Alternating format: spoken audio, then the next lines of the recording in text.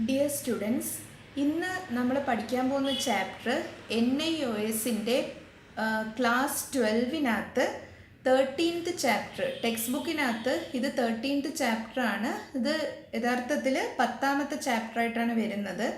അപ്പോൾ ഈ ചാപ്റ്ററിൻ്റെ പേര് the tiger in the tunnel എന്നാണ്. അപ്പോൾ ഇത് റസ്കിൻ ബോണ്ടിൻ്റെ ഒരു വളരെ പോപ്പുലർ ആയിട്ടുള്ള ഒരു ഷോർട്ട് സ്റ്റോറിയാണ്. അപ്പോൾ ഈ കഥയിലേക്ക് വരുന്നതിന് മുന്നേ നമുക്ക് റസ്കിൻ ബോണ്ടിനെ പറ്റി കുറച്ച് കാര്യങ്ങൾ മനസ്സിലാക്കാം. അപ്പോൾ റസ്കിൻ ബോണ്ട് എന്ന് പറയുന്നത് ഒരു ബ്രിട്ടീഷ് വംശജനും അതേസമയം ഇന്ത്യൻ സിറ്റിസണുമായിട്ടുള്ള വളരെ പോപ്പുലർ ആയിട്ടുള്ള ഒരു റൈറ്ററാണ്. പൊതുവേ റസ്കിൻ ബോണ്ടിനെ ചിൽഡ്രൻസ് റൈറ്ററായിട്ടാണ് കണക്കാക്കപ്പെടുന്നത്. അപ്പോൾ റസ്കിൻ ബോണ്ട് ജനിച്ച വർഷം എന്ന് പറയുന്നത് 1934-ലാണ്. അദ്ദേഹം ബ്രിട്ടീഷ് ഇന്ത്യയിലാണ് ജനിക്കുന്നത്. അദ്ദേഹത്തിൻ്റെ പേരൻസ് രണ്ടുപേരും ബ്രിട്ടീഷുകാരാണ്. പിന്നീട് അവരവിടെ തന്നെ സെറ്റിലാവുകയും അദ്ദേഹം ഇപ്പോഴും ഹിമാചൽ പ്രദേശിലെ മുസോറി എന്ന് പറയുന്ന സ്ഥലത്ത് ഇപ്പോഴും ജീവിച്ചിരിക്കുന്നു. അദ്ദേഹത്തിന് ഇപ്പോൾ 86 വയസ്സായിട്ടുണ്ട്. പിന്നെ മാത്രമല്ല, അദ്ദേഹത്തിന് സാഹിത്യ അക്കാദമി അവാർഡ്, പത്മശ്രീ, പത്മഭൂഷൺ ഇങ്ങനെയുള്ള അവാർഡുകളെല്ലാം തന്നെയും അദ്ദേഹത്തിന് ലഭിച്ചിട്ടുണ്ട്. അപ്പോൾ ഇനി നമുക്ക് ഈ കഥയിലേക്ക് വരാം. ഈ കഥ എന്ന് പറയുന്നത് ഒരു ചെറുകഥയാണ്. അപ്പോൾ ഈ ചെറുകഥയിൽ ഉയർത്തി കാണിക്കുന്ന മോറൽസ്, അതായത് അതിനകത്തുള്ള തീം എന്ന് പറയുന്നത് ഡ്യൂട്ടി, അതായത് നമ്മുടെ കർത്തവ്യം നിറവേറ്റുന്നതിൻ്റെ ഇമ്പോർട്ടൻസിനെ പറ്റിയിട്ടും പിന്നെ കറേജ് ആൻഡ് വാലർ, അതായത് ധൈര്യം, സാമർത്ഥ്യം, ചുണ, ഇതിനെ പറ്റിയിട്ട് ഇതൊക്കെ ഇതിനകത്ത് വരുന്ന ക്വാളിറ്റീസാണ്. ഈ കഥ ഉയർത്തിക്കാട്ടുന്ന ക്വാളിറ്റീസാണ്. പിന്നെ continuity of the cycle of life, അതായത് നമ്മുടെ ജീവിതത്തിൽ എന്തൊക്കെ സംഭവിച്ചാലും ആരൊക്കെ നമ്മളെ വിട്ടുപോയാലും ജീവിതം മുന്നോട്ട് തന്നെ പോയിക്കൊണ്ടിരിക്കും. ആ ഒരു സൈക്കിള് കണ്ടിന്യൂ ചെയ്യേണ്ടതായിട്ടുള്ള ഒരു ആവശ്യമുണ്ട്. ഒരിടത്തും നമുക്ക് നിന്ന് പോകാൻ പറ്റില്ല. ഈ ഒരു കാര്യവും ഈ കഥയിലൂടെ നമ്മൾ മനസ്സിലാക്കുന്നു. അപ്പോൾ ഇതൊക്കെയാണ് ഈ കഥയുടെ ഒരു അണ്ടർലൈൻ തീംസ്. ഇനി നമുക്ക് ഈ ഷോർട്ട് സ്റ്റോറിയിലേക്ക് വരാം. ഈ ഷോർട്ട് സ്റ്റോറി 4 സെക്ഷൻസ് ആയിട്ടാണ് കൊടുത്തിട്ടുള്ളത്. അപ്പോൾ നമുക്ക് സെക്ഷൻ 1-ലേക്ക് വരാം. അതിന് മുന്നേ ഇതിൻ്റെ ഇൻട്രൊഡക്ഷൻ ഇങ്ങനെയാണ് കൊടുത്തിരിക്കുന്നത്. The night is dark and silent. A young boy and his father are alone in a hut in the middle of the jungle. Soon the father leaves his son alone and goes out into the jungle. Where does he go and why? അപ്പോൾ ഈ കഥയിലെ പ്രധാനപ്പെട്ട കഥാപാത്രങ്ങൾ എന്ന് പറയുന്നത് ഒരു അച്ഛനും മകനുമാണ്.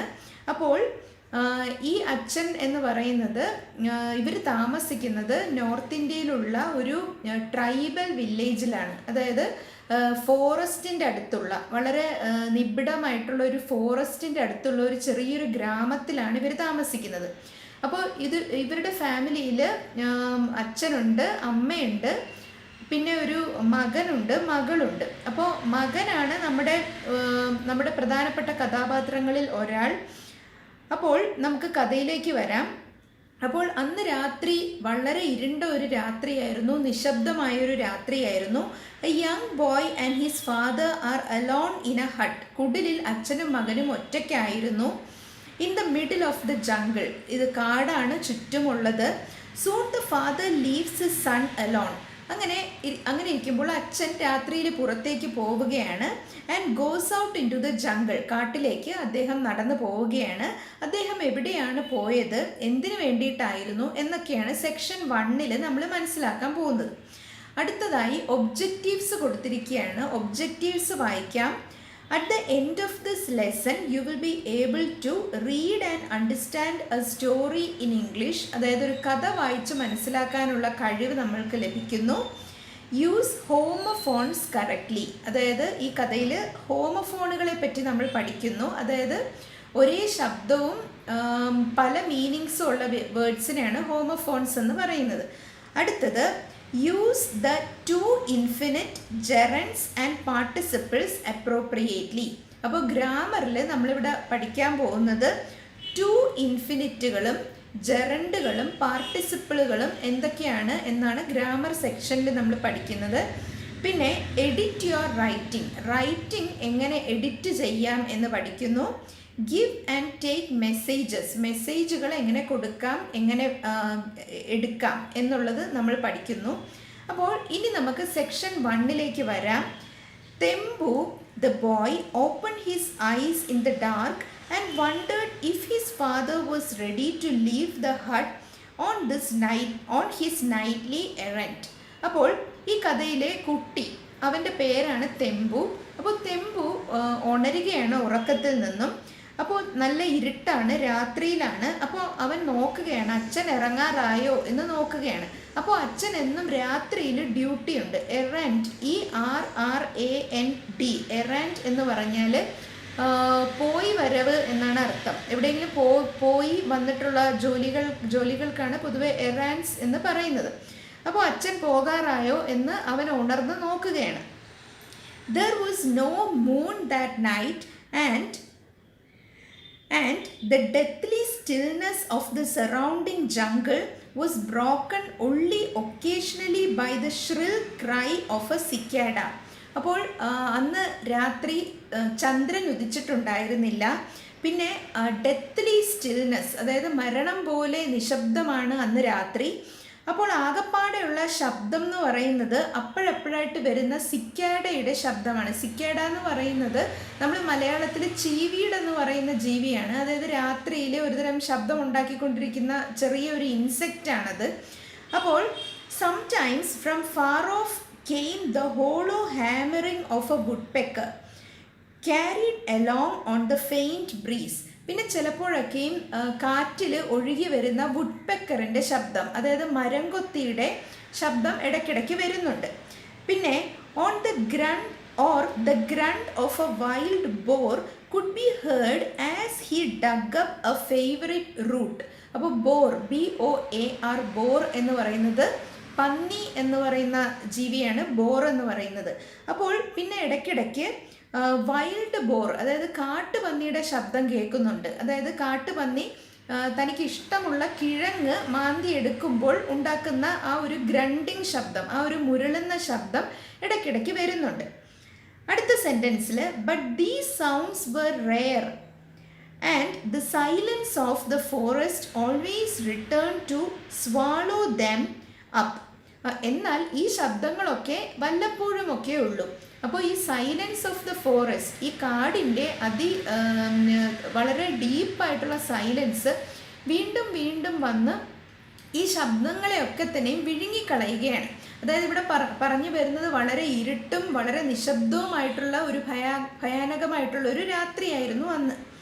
അടുത്ത sentence Baldeo the watchman was awake. അപ്പോൾ നമ്മുടെ പ്രധാനപ്പെട്ട കഥാപാത്രം ബാൽദോ ആണ്. ബാൽദോയിൻ്റെ ജോലി എന്ന് പറയുന്നത് അവിടെ ഒരു റെയിൽവേ സ്റ്റേഷനുണ്ട് കാടിനോട് ചേർന്ന്. അപ്പോൾ അവിടെ ആരും തന്നെ ഇല്ല, ഒരു ഒഴിഞ്ഞ ഒരു റെയിൽവേ സ്റ്റേഷനാണ്.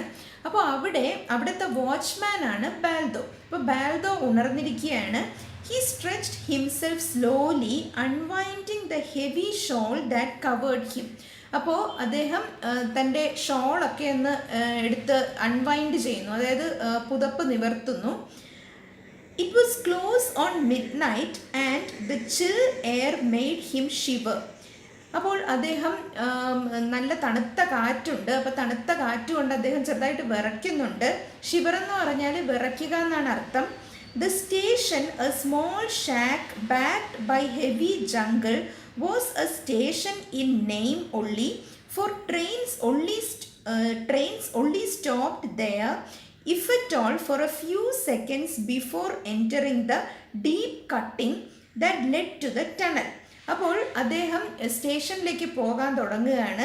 അപ്പോൾ ഈ സ്റ്റേഷൻ എന്ന് പറയുന്നെങ്കിലും അവിടെ വളരെ കുറച്ച് സമയം മാത്രം, അതായത് ഫ്യൂ സെക്കൻഡ്സ്, കുറച്ച് നിമിഷങ്ങൾക്ക് മാത്രമേ അവിടെ ട്രെയിനുകൾ സ്റ്റോപ്പ് ചെയ്യാറുള്ളൂ. അടുത്തത് before entering the deep cutting that led to the tunnel. അപ്പോൾ അവിടെ ഒരു ടണലുണ്ട്. ടണൽ എന്ന് പറഞ്ഞാൽ നീണ്ട ഒരു ഗുഹയാണ്. അപ്പോൾ ഈ ഗുഹയ്ക്ക് മുന്നേ ആയിട്ടൊരു ഡീപ്പ് കട്ടിംഗ് ഉണ്ട്. അതായത് ട്രെയിൻ ഷാർപ്പായിട്ട് വളഞ്ഞ് വേണം ഗുഹയിലേക്ക് കയറാൻ.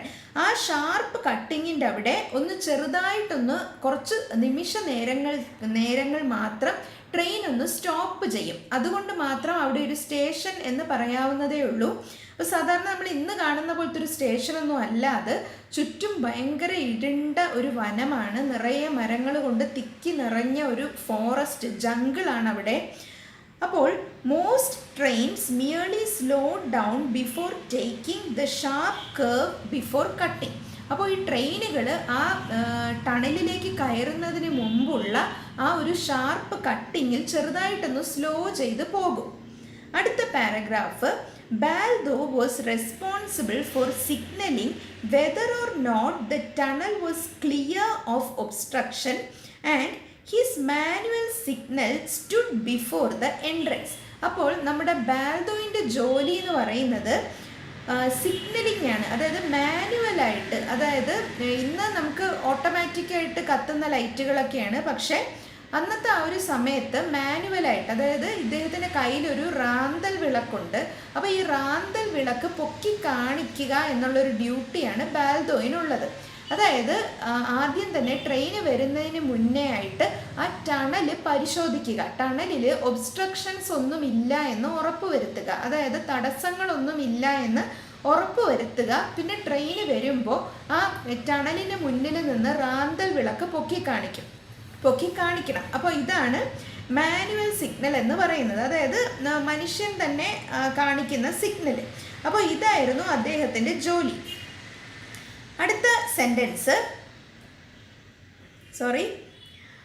At night, it was his duty to see that the lamp was burning and that the overland mail passed through it safely. അപ്പോൾ അദ്ദേഹത്തിൻ്റെ ജോലി എന്ന് പറയുന്നത് ഈ ലാമ്പ് കത്തിച്ച് കാണിക്കുക, സിഗ്നൽ ലൈറ്റ് അവിടെ ഉണ്ടെന്ന് ഉറപ്പാക്കുക, ഈ മെയിൽ, അതായത് ഓവർലാൻഡ് മെയിൽ, അതായത് ആ ട്രെയിനിനെ പറയുന്നതാണ്, ട്രെയിൻ സേഫായിട്ട് പാസ് ചെയ്ത് പോയി എന്ന് ഉറപ്പാക്കുക. ഇതായിരുന്നു അദ്ദേഹത്തിൻ്റെ duty. Shall I come to father? asked തെമ്പു സ്ലീപ്പിലി. അപ്പോൾ രാത്രി നമ്മൾ കഥ തുടങ്ങുമ്പോൾ തെമ്പു മിഡ് നൈറ്റിൽ ഇങ്ങനെ ഉണർന്ന് നോക്കുകയായിരുന്നു. അപ്പോൾ തെമ്പുവിൻ്റെ ഫാദർ പോകാൻ റെഡിയാവുകയാണ്. അപ്പോൾ തെമ്പു ചോദിക്കുകയാണ്, shall I come to father, ഞാനും കൂടെ വന്നോട്ടെ റെയിൽവേ സ്റ്റേഷനിലേക്ക്. Asked Tembu in a huddle in a corner of the hut. അപ്പോൾ ഈ കുടിലിൻ്റെ ഒരു മൂലയ്ക്ക്, ഹഡിൽ എന്ന് പറഞ്ഞാൽ HUDDLE, ഹഡിൽ എന്ന് പറഞ്ഞാൽ മൂടി പുതച്ച് കിടക്കുന്ന എന്നാണ് അർത്ഥം.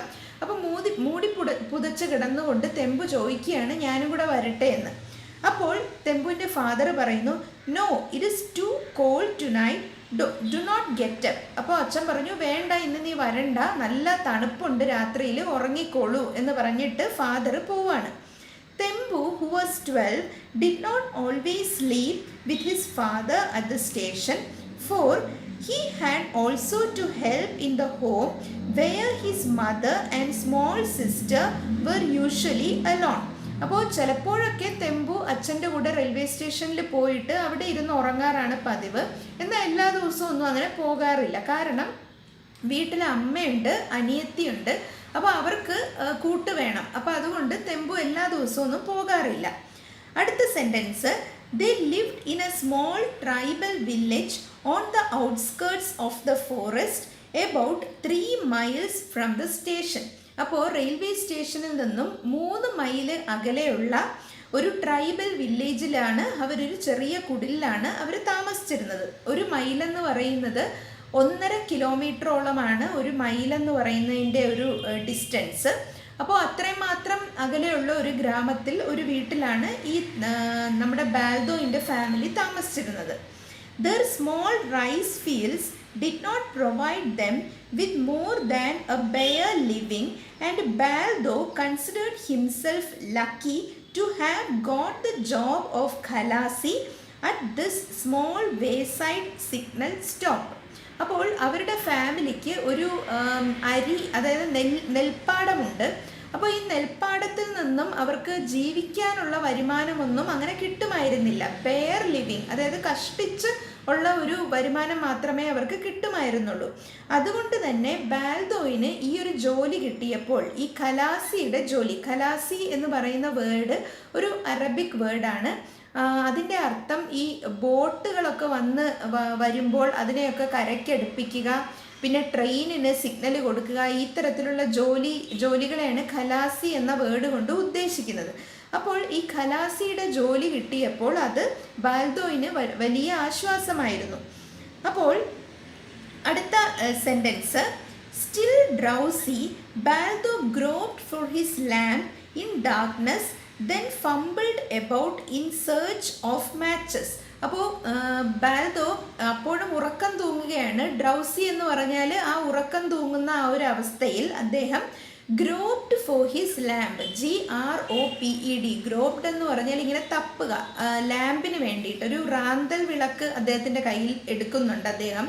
അപ്പോൾ ആ റാന്തൽ വിളക്ക് തപ്പിയെടുത്തു. In darkness then fumbled about in search of matches. Fumbled എന്ന് പറഞ്ഞാൽ ഇങ്ങനെ വിരലുകൾ കൊണ്ട് തപ്പുക എന്ന് തന്നെയാണ് അർത്ഥം. അപ്പോൾ തീപ്പെട്ടിക്ക് വേണ്ടി, മാച്ചസ് എന്ന് പറഞ്ഞാൽ തീപ്പെട്ടി, അപ്പോൾ തീപ്പെട്ടിയും അദ്ദേഹം തപ്പിയെടുത്തു. When he had produced a light, he left the hut, closed the door behind him and set off along the permanent way. അപ്പോൾ റാന്തൽ വിളക്ക് കത്തിച്ചു. അതിനുശേഷം അദ്ദേഹം വീട്ടിൽ നിന്ന് ഇറങ്ങി, വീടിൻ്റെ വാതിലും അടച്ചു. എന്നിട്ട് and set off along the permanent way, അപ്പോൾ എന്നും പോകാറുള്ള ആ വഴിയിൽ അദ്ദേഹം നടന്നു തുടങ്ങി. Tembu had fallen asleep again, അപ്പോൾ തെമ്പു വീണ്ടും ഉറക്കത്തിലേക്ക് പോയി. ഇനി ഇതോടുകൂടി ഫസ്റ്റ് സെക്ഷൻ കഴിയുകയാണ്. ഇനി നമ്മൾ സെക്കൻഡ് സെക്ഷനിലേക്കാണ് പോകുന്നത്. അപ്പോൾ സെക്കൻഡ് സെക്ഷൻ്റെ ഇൻട്രൊഡക്ഷൻ ഇങ്ങനെയാണ് കൊടുത്തിരിക്കുന്നത്. At midnight Baldeo goes out of his hut into the thick forest. അപ്പോൾ ഈ മിഡ് നൈറ്റിൽ, അർദ്ധരാത്രി, ബാൽദോ ആ ഒരു തിക്ക് ഫോറസ്റ്റിലേക്ക് പോകുന്നു. The jungle is full of dangerous animals but Baldeo has a job to do and it is important. അപ്പോൾ ഈ കാട്ടിൽ ധാരാളം അപകടകാരികളായിട്ടുള്ള മൃഗങ്ങളുണ്ട്, പക്ഷേ ബാൽദോയിന് തൻ്റെ ഡ്യൂട്ടി വളരെ ഇമ്പോർട്ടൻ്റ് ആണ്. അപ്പോൾ അങ്ങനെ അദ്ദേഹം പുറപ്പെടുകയാണ്. അടുത്തത് നമ്മൾ സെക്ഷൻ തുടങ്ങുകയാണ്. അപ്പോൾ സെക്ഷനിൽ ഇങ്ങനെയാണ് സ്റ്റാർട്ട് ചെയ്തിരിക്കുന്നത്.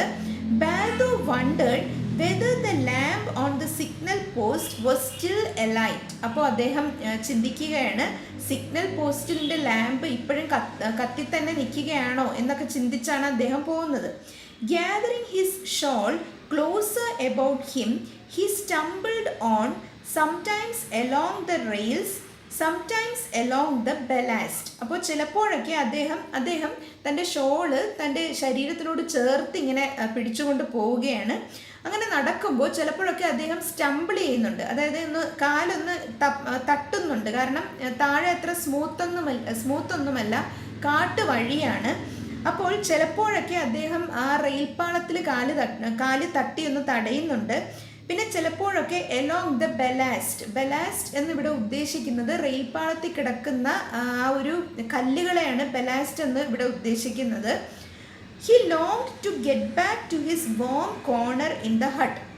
അപ്പോൾ അങ്ങോട്ട് പോകുമ്പോഴൊക്കെ അദ്ദേഹം തൻ്റെ കുടിലിലേക്ക് തിരിച്ചു വന്ന് കിടന്നുറങ്ങണം എന്ന് വിചാരിച്ചൊക്കെയാണ് അദ്ദേഹം പോകുന്നത്. അടുത്ത paragraph, the eeriness of the place was increased by the neighboring hills which overhung the main line threateningly. അപ്പോൾ ആ ഒരു പ്രദേശത്തിൻ്റെ ഈറിനെസ് എന്ന് പറഞ്ഞാൽ ആ ഒരു വിറങ്ങലിച്ച ആ ഒരു സിറ്റുവേഷൻ എന്നാണ് ഈറിനെസ് എന്ന വാക്കുകൊണ്ട് ഉദ്ദേശിക്കുന്നത്. EERINESS അതാണ് സ്പെല്ലിംഗ്. അപ്പോൾ ആ സ്ഥലത്തിൻ്റെ ഒരു ഭയാനകമായ ഒരു ലുക്ക്, അതാണ് ഈറിനെസ് എന്ന് ഉദ്ദേശിക്കുന്നത്. ആ ഒരു look it is increased by the neighbouring hills, അപ്പോൾ ചുറ്റും ഉള്ള മലകളും, which overhang the main line threateningly, അതായത് ആ റെയിൽപ്പാളത്തിൻ്റെ രണ്ട് വശത്തു നിന്നും ഈ മലകൾ അതിൻ്റെ നിഴല് വീഴ്ത്തി ഇങ്ങനെ നിൽക്കുകയാണ്. അപ്പോൾ അത് കാണുമ്പോൾ ആ ഒരു സ്ഥലത്തിൻ്റെ ഭീകരാവസ്ഥ ഒന്നും കൂടി കൂടുകയാണ്. അടുത്ത sentence, on entering the cutting with its sheer rock walls towering high above the rails Baldo could not help thinking about the wild animals he might encounter. അപ്പോൾ ഓൺ എൻറ്ററിങ് ദ കട്ടിങ്, ആ ഒരു കട്ടിങ്ങിലേക്ക് പ്രവേശിക്കുന്ന സമയത്ത്, അതായത് ഈ റെയിൽപ്പാളം നേരെ ഒരു സൈഡിലേക്ക് വളഞ്ഞു പോവുകയാണ്, അതിനെയാണ് കട്ടിങ് എന്ന് ഉദ്ദേശിക്കുന്നത്. അവിടേക്ക് കയറുമ്പോൾ with its sheer rock walls എന്ന് പറഞ്ഞാൽ ആ മലയുടെ കിഴുക്കാൻ തൂക്കായ മലൻ ചരിവ്, ആ ചരിവ് ഇങ്ങനെ പാളത്തിന് മുകളിലൂടെ ഇങ്ങനെ നിൽക്കുകയാണ്. അപ്പോൾ അത് കാണുമ്പോൾ towering high above the rails, ആ റെയിൽ പാളത്തിന് മുകളിലൂടെ ഈ കിഴുക്കാൻ തൂക്കായ പാറകൾ ഇങ്ങനെ നിൽക്കുന്നത് കാണുമ്പോൾ അദ്ദേഹം ആ കാട്ടിൽ അദ്ദേഹത്തിന് എൻകൗണ്ടർ ചെയ്യേണ്ടി വരുന്ന, അതായത് അദ്ദേഹത്തിന് അഭിമുഖീകരിക്കേണ്ടി വരുന്ന വൈൽഡ് ആനിമൽസ്, അതിനെ അപകടകരമായിട്ടുള്ള മൃഗങ്ങളെയൊക്കെ പറ്റി അദ്ദേഹം ചിന്തിച്ചുകൊണ്ടാണ് അങ്ങോട്ടേക്ക് നടന്നു പോകുന്നത്.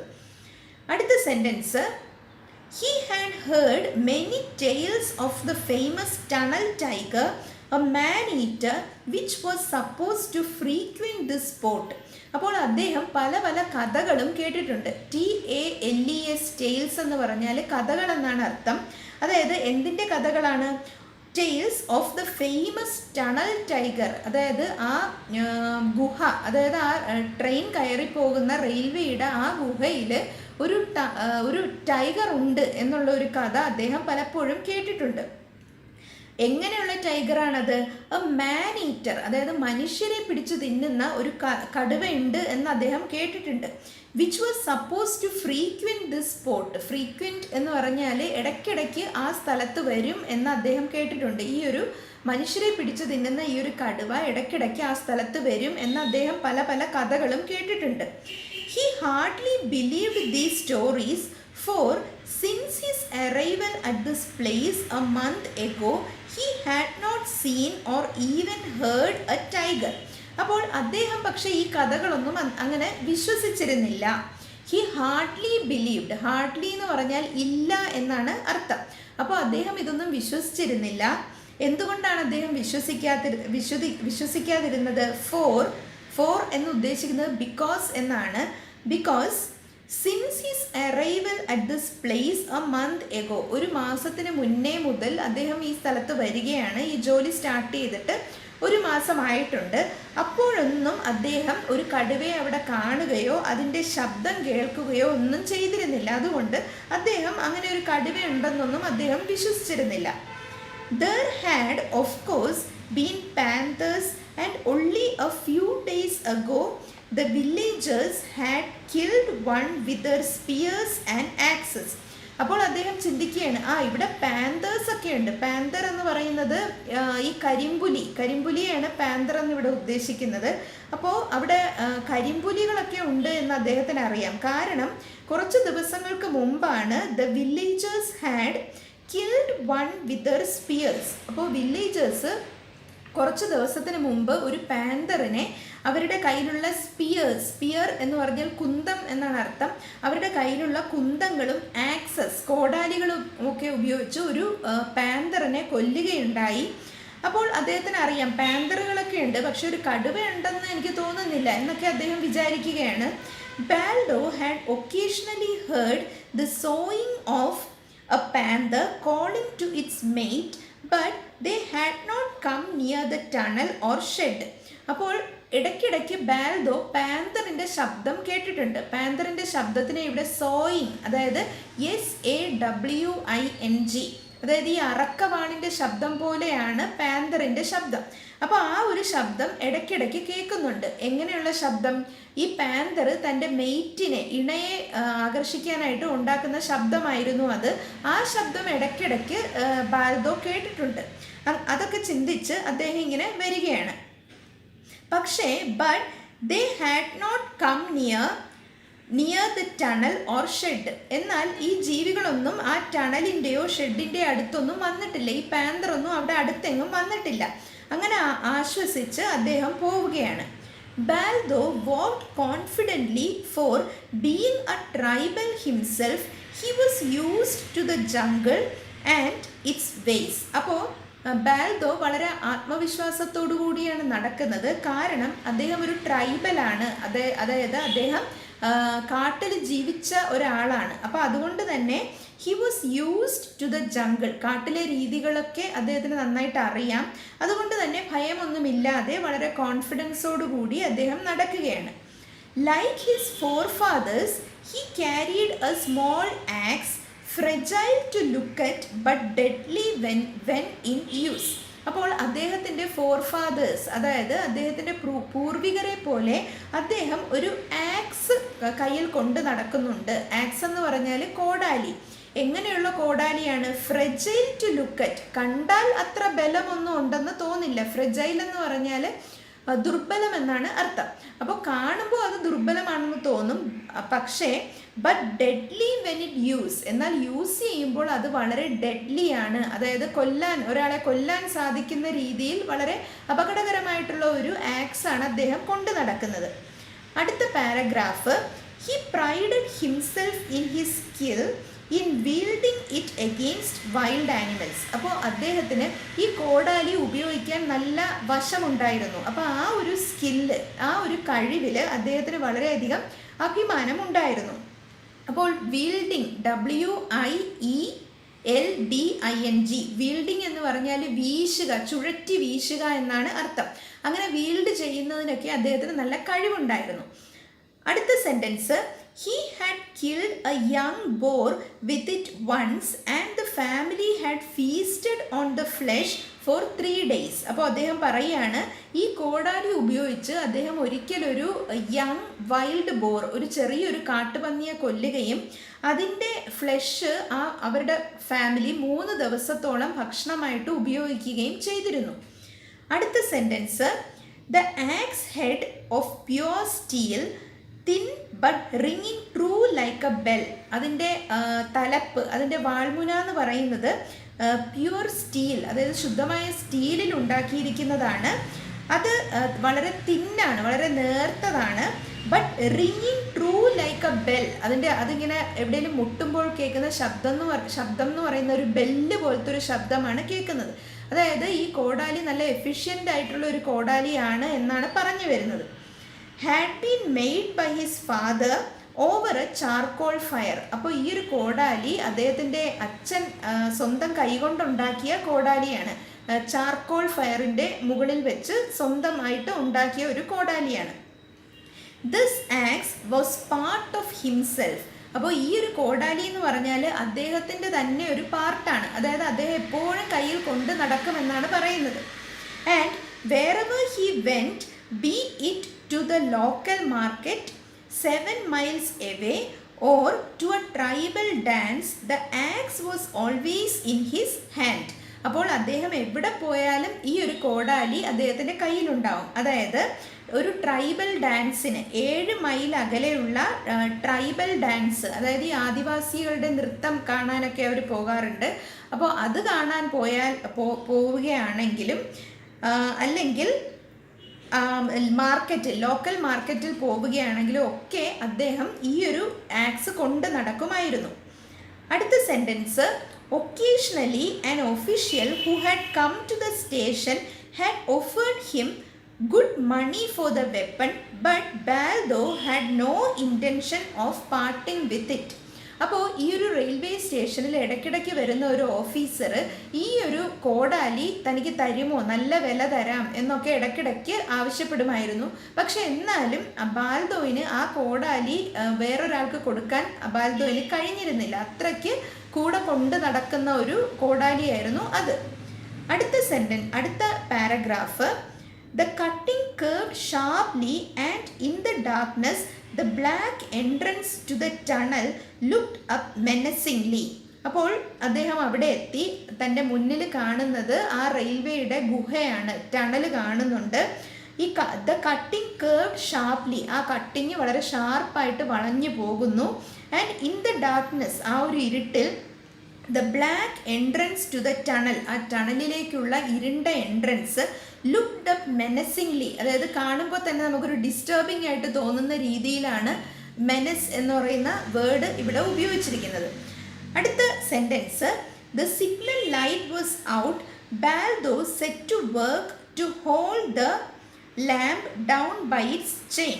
അപ്പോൾ അദ്ദേഹം തൻ്റെ കയ്യിലുള്ള റാന്തൽ വിളക്കിൻ്റെ തിരി ഒന്ന് താഴ്ത്തി വെച്ചു. If the oil had finished he would have to return to the hut for more. അപ്പോൾ അതിൻ്റെ തിരി താഴ്ത്തി വെച്ചത് എന്താണെന്ന് പറഞ്ഞാൽ ഓയിൽ തീർന്നു പോകണ്ടെന്ന് വിചാരിച്ചിട്ടാണ്. ഓയിൽ തീർന്നു പോയാൽ വീണ്ടും വീട് വരെ നടന്നു വരണം, വീണ്ടും ഓയിൽ ഫില്ല് ചെയ്യാൻ. The mail train was due in 5 minutes. 5 മിനിറ്റിനുള്ളിൽ ട്രെയിന് എത്തിച്ചേരുന്നതാണ്. അപ്പോൾ ഇനി ഈ കഥയുടെ ബാക്കി ഭാഗം നമുക്ക് അടുത്ത വീഡിയോയിൽ കേൾക്കാം. Thank you.